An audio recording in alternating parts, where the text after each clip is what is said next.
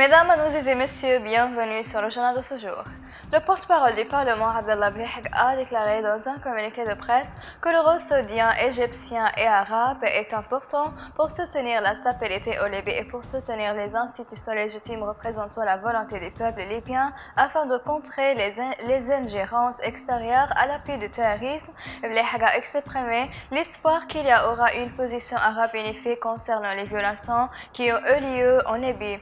À la fin de sa déclaration, Blihek a souligné que l'accord de Skhirat signé entre 2015 est basé sur plusieurs priorités, y compris le retrait des milices et des arrangements de sécurité, ce qui n'a pas eu lieu, ajoutant que les formations armées qui ne portent pas d'agenda extrémiste peuvent incorporer dans l'armée pendant que les extrémistes sont jugés.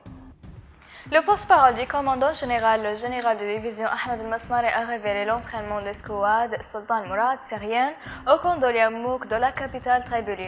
El-Masmari a souligné que le camp était dédié à la formation du groupe de mercenaires syriens qui ont été transportés à la hâte de Syrie en Libye sans formation adéquate pour remplacer les combattants extrémités qui ont été transportés, préparés et mobilisés sur les fronts de Sirt et Jafra.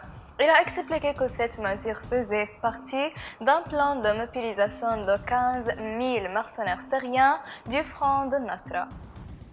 Le directeur du département d'orientation morale des forces armées, le brigadier Khaled El-Mahjoub, a promis de détruire les milices à l'approche de l'axe Sirt-Jafra. El-Mahjoub a ajouté dans des communiqués de presse: les forces armées dirigées par le feld-maréchal Khalifa Haftar ont jusqu'à présent prouvé leur attachement aux résultats de l'initiative de la déclaration de Caire, soulignant les différents problèmes au niveau de toutes les parties après l'intervention de l'Égypte dans la crise.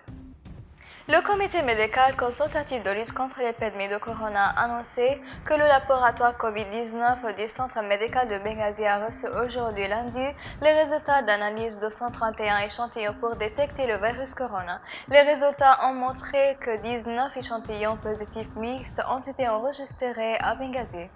Mesdames et messieurs, la fin des résumés. Merci de m'avoir attiré votre attention et au revoir.